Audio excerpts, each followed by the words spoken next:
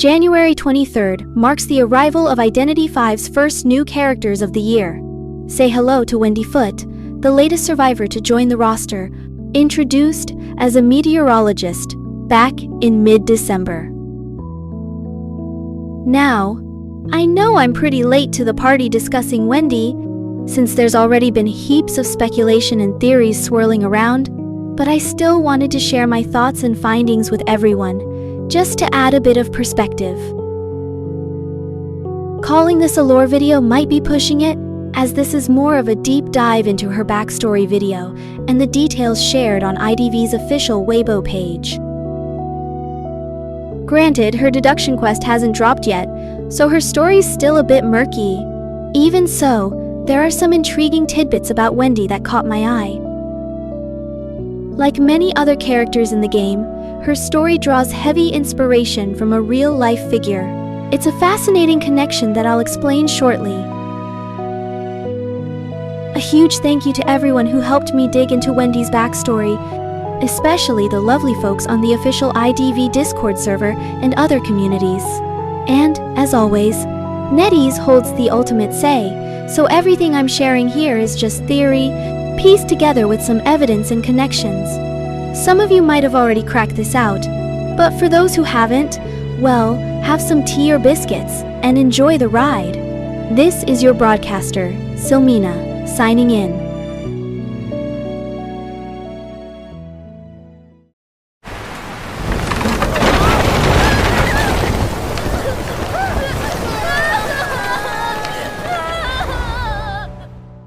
If hurricanes could be predicted, perhaps Father would still be with us.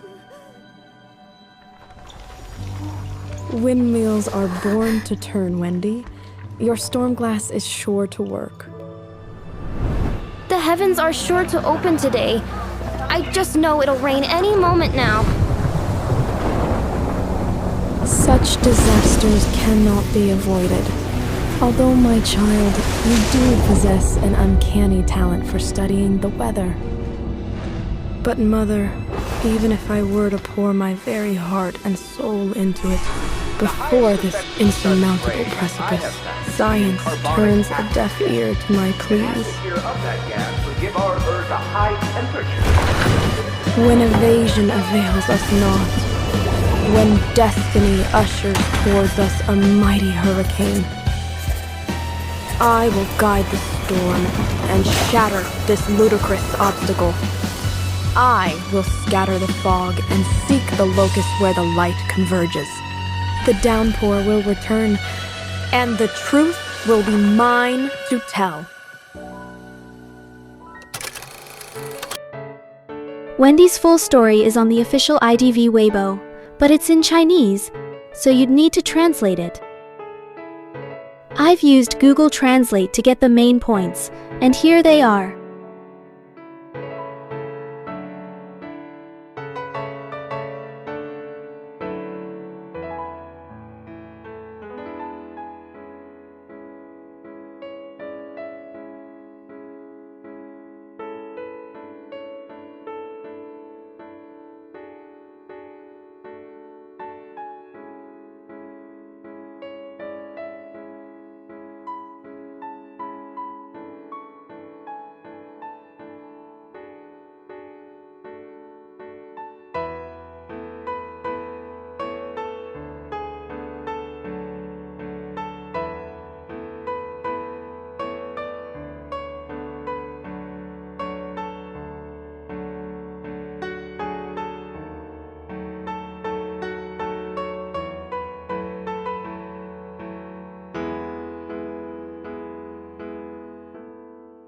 Wendy Foote is a meteorologist.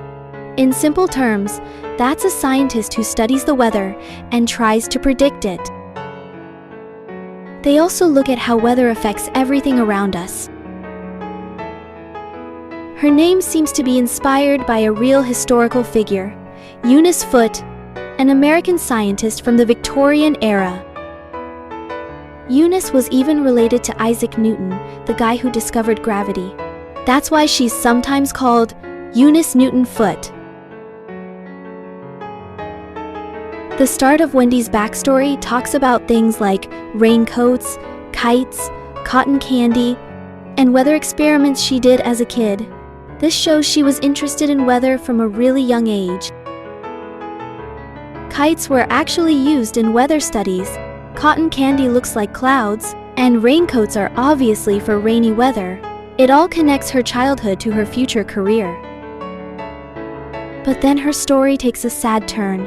It mentions sunny days she can never go back to, which seems to mean her happier times before a tragedy. Wendy's father, a farmer, died in a massive hurricane in Connecticut. He was pulled out of their storm shelter, and this devastated Wendy. She believed that if she could have predicted the storm, she might have saved him. Let's pause here for a second. Why Connecticut? Well, it might not just a coincidence.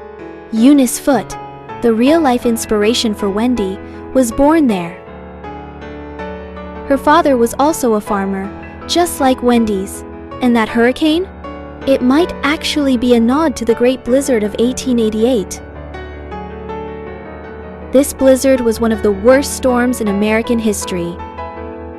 It hit in March 1888, with up to 58 inches of snow, 50-foot drifts, and winds hitting 100 miles per hour. Those winds could easily explain how Wendy's father was pulled out of the shelter. The storm also caused massive disruption. Trains stopped, communication lines were down, and over 400 people lost their lives. It's possible the IDV writers used this event as inspiration for Wendy's story. And while we're on the topic of inspiration, have any of you seen the 1996 movie Twister? Wendy's backstory has some striking similarities to a scene from that film. We all know that IDV writers love drawing from pop culture. For instance, the hullabaloo is inspired by a Spanish film, The Last Circus, and Season 11 Essence 3 ties into Murder on the Orient Express, both the movie and Agatha Christie's novel. Back to Wendy. Her determination to become a meteorologist came from her father's death. She wanted to predict storms and prevent others from experiencing the same kind of loss. Hence, even as a child, she was conducting weather experiments while other kids were playing with dolls. She used whatever she could find, like chemicals from fertilizers, glass jars, as well as books about weather studies. She failed a lot, but her mother was always there to encourage her, cheering her no matter what. As we continue Wendy's story, we see a recurring theme: cynicism or skepticism. People around her doubted her experiments and her belief that she could predict the weather. This skepticism isn't surprising for a few reasons. First, Wendy began experimenting with weather forecasting as a child. Let's be honest, if a kid told you they could predict the weather, you might raise an eyebrow too, right? Especially if they failed repeatedly, as Wendy did. It's human nature to doubt what we don't fully understand, especially when the person making bold claims is so young. Second, we can connect this to the real-life inspiration behind Wendy, Eunice Foote. During the Victorian era, women in science faced significant prejudice. They were often overshadowed or dismissed in favor of their male counterparts. Historical records suggest that Eunice herself encountered these challenges when she tried to publish her research. This prejudice could explain why people doubted Wendy's work, no matter how promising her ideas were. With so much skepticism surrounding her, Wendy needed a breakthrough to prove herself. That moment arrived when her research predicted an approaching storm. She might have warned the community, and sure enough, the storm came. For Wendy, this was a triumph, a proof that her methods worked. But unfortunately, the later phrase implied that many people didn't see it that way. Instead of celebrating her success, they blamed her for the disaster, treating her as if she had caused the storm herself. let's take a moment to address an interesting and slightly puzzling detail before moving forward. In Wendy's skills showcase, she's depicted as having the literal ability to manipulate weather, summoning wind, clouds, and rain at will. While this is undeniably fascinating and adds a layer of intrigue to her character, it doesn't entirely align with the historical context and her backstory. If we factor in the historical inspirations behind Wendy, like Eunice Foote's real-life achievements, this weather manipulation ability feels almost contradictory. Wendy's story emphasizes her struggles to study and predict the weather scientifically, using tools and experiments grounded in reality. So, where does this fantastical ability fit in? Perhaps this could be interpreted as an extension of her narrative, like an exaggeration of her determination and mastery over meteorology. Or maybe it's a creative liberty taken to blend her story into IDV's more supernatural elements. Either way, it's an intriguing contrast that raises questions about the balance between her grounded backstory and the fantastical gameplay mechanics tied to her character. Taking her backstory into account, I didn't think that Wendy's goal in her studies wasn't to control the weather, but rather to predict it accurately. For the sake of this discussion, I'll continue under that assumption. Of course, as always, NetEase has the final word on her story and abilities, so I may be wrong. Regardless, let's continue the discussion. Wendy's determination leads her to experiment with predicting storms using a glass jar, a rudimentary form of what we might call a storm glass. She was eventually able to forecast an approaching storm, which should have been a breakthrough moment for her. But instead of being celebrated, Wendy was met with fear and suspicion. People didn't believe she was simply predicting the weather. They thought she was summoning the storm itself. This reaction isn't too surprising, given how people often fear what they don't understand. It also ties back to the skepticism she faced earlier, where her unconventional methods and young age made her an easy target for criticism and mistrust. Wendy's mother, however, remained her unwavering supporter. Ignoring the community's stigma, she focused on Wendy's potential and sent her to a women's college in New York. Here's a fun fact. Eunice Foote also attended a women's preparatory school in New York called the Troy Female Seminary, now known as the Emma Willard School. This parallel ties Wendy's fictional journey even closer to Eunice's real-life story. At college, Wendy's research began yielding incredible results. After countless experiments, she discovered that carbon dioxide levels could influence temperature. This mirrors Eunice Foote's groundbreaking experiments on how sunlight interacts with different gases, which she published in a scientific journal titled Circumstances Affecting the Heat of the Sun's Rays. However, the process of publishing Wendy's findings was anything but smooth. According to her backstory, she eventually decided to let a colleague publish her paper instead. This decision led to widespread attention for her work, but it raises an interesting question. Why couldn't Wendy publish the paper herself? And how did the paper get accepted after being published by her colleague? Let's think about this. Was it because her writing was inadequate? That seems unlikely, given her ability in research. Instead, this struggle points to a deeper issue, one rooted in history. If we look back at Eunice Foote's experiences, the answer becomes clear. Eunice's groundbreaking research faced similar barriers. When her findings on sunlight and gases were published, the paper was presented not by her, but by her colleague Joseph Henry. This wasn't because her work lacked merit. It was simply a reflection of the era's gender biases. Women in science were often excluded from recognition, no matter how remarkable their contributions were.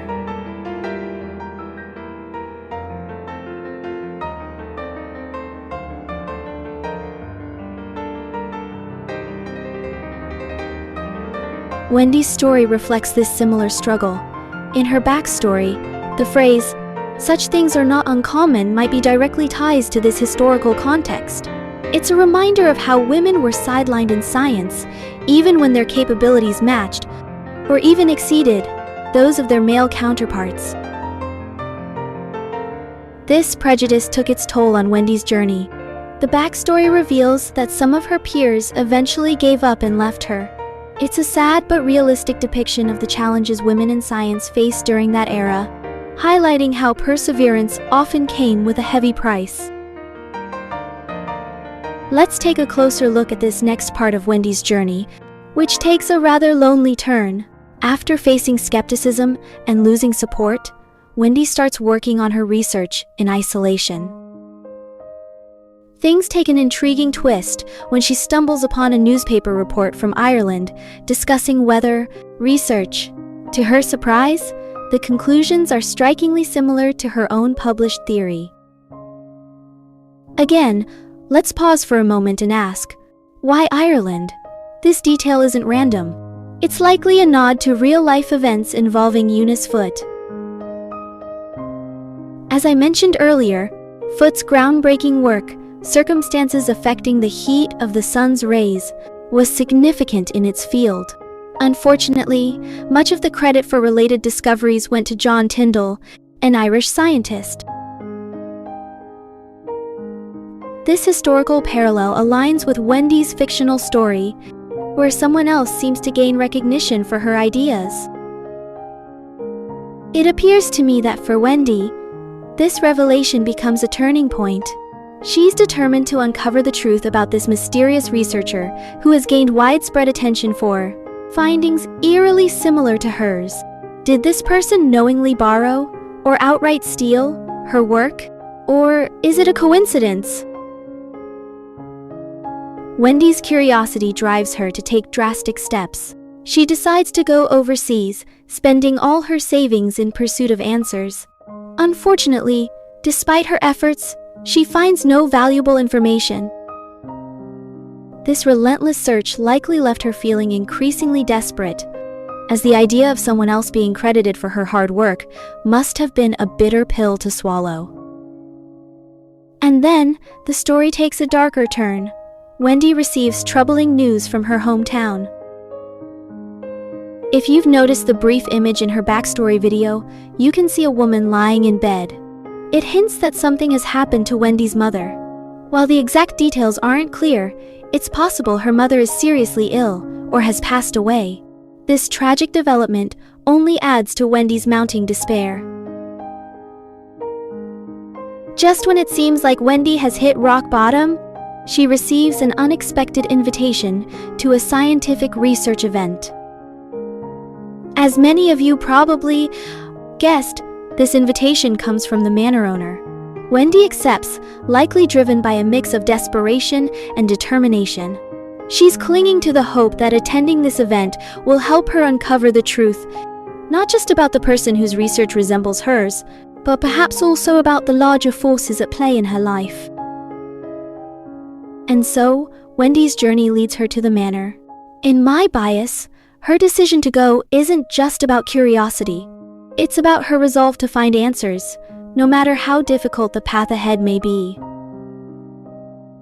Though, that's just my bias. What do you all think? Could this point to Wendy's resilience? Or is it more a reflection of her despair? Either way, it seems that we won't get any clear answers soon enough, since it'll take long for Wendy's overall story to be uncovered.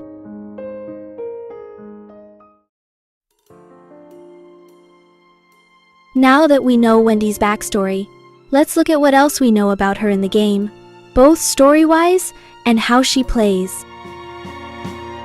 First off, and some of you might have already guessed this, there are strong hints that Wendy is connected to Game 10 of the Manor Games. We have at least 3 clues pointing to this. The first clue is the overall theme of Game 10. This particular game is all about science. The characters involved in Game 10 have stories tied to inventions, discoveries, and scientific pursuits. Think of characters like Luca Balsa, Tracy Resnick, and Charles Holt. Even the hunter in Game 10, Bon Bon, is an invention itself. He was created by the Manor's head of security, Burke Lapadura. I'm hoping to dive deeper into Game 10 later, when I have more time, as I suppose it to be a pretty complex story. The second clue comes from Wendy's promotional video. Near the end, we see Wendy being invited to some kind of scientific research event. If you look closely, you can spot pictures of Luca, Tracy, and Charles there. Since they were all part of Game 10, it makes a lot of sense that Wendy would be connected to it as well. The third clue is in her skills showcase video. This video shows her working with Luca and Tracy, who, as we know, were in Game 10. Burke Lapadura, the security head who built Bon Bon, is also shown as the hunter in this video, making the connection even stronger. This isn't a completely new idea, by the way. We've seen similar hints in the past, where a character's teammates in their skill showcase video also connect them to a specific group, event, or backstory. So, this clue fits a pattern we've already observed.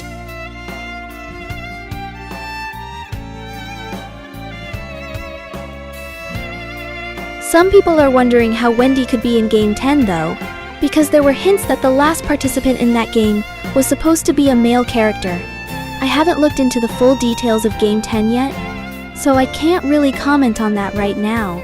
Once I've studied the whole story of Game 10, I'll have a better idea. But for now, these 3 clues are enough to convince me that she's likely part of it. For those of you playing on the test server, Wendy has been available to try out since January 10th. She'll be permanently available in the store on January 30th. However, you can start trying to get her through essences starting from January 23rd. So, if you're really eager to get her early, get ready to save up your in-game currency or maybe even some real money, because you might need to try your luck a few times. Personally, I mostly play as the little girl in Duo Hunters mode, so I'm not in a rush to get Wendy right away. But for those of you who are, I wish you the best of luck. This is your broadcaster, Silmina, signing off. See you next time.